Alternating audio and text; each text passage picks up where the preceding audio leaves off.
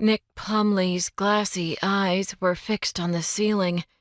His mouth was misshapen, stretched unnaturally like a python expanding its jaw in order to swallow a fat rabbit. His lips were blue. A wad of paper filled the entire cavity of his mouth.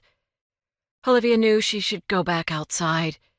There was nothing she could do to help the dead man, and though every fiber of her being longed to remove the papers crammed into his mouth, she knew that an influx of fresh air would provide him no relief.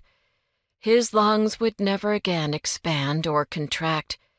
They would no longer be invigorated by the sea breeze or by the sharp wind that raced ahead of a thunderstorm.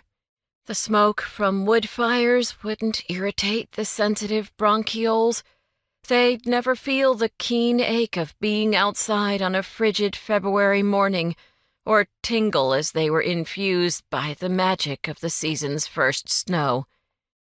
Exhaling slowly, as though she feared her own body might be affected by the writer's immobility, Olivia tore her gaze from Nick Plumley's frozen expression of agony. As her eyes traveled down the length of his body, she noticed an angry welt encircling his neck, just above the larynx. Plumley was clad in a cotton robe of blue and white checks and matching boxer shorts. He was barefoot and smelled of soap. Olivia noticed that he'd yet to put on his watch and that his hair was still wet.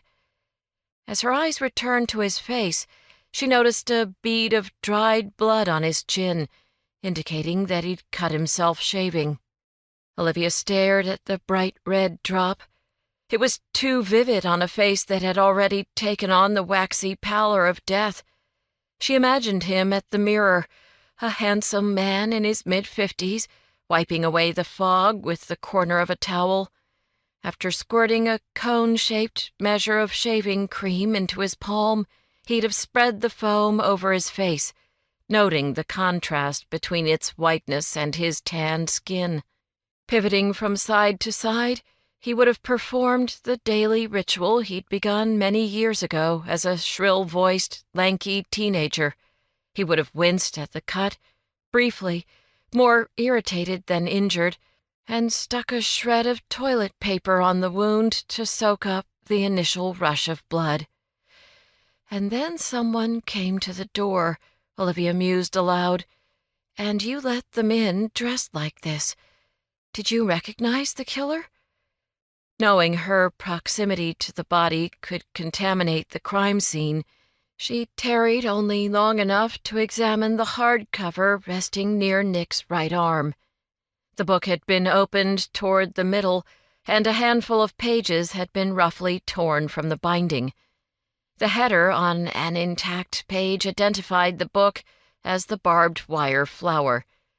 Nick Plumley's mouth had been stuffed with pages from his own bestseller.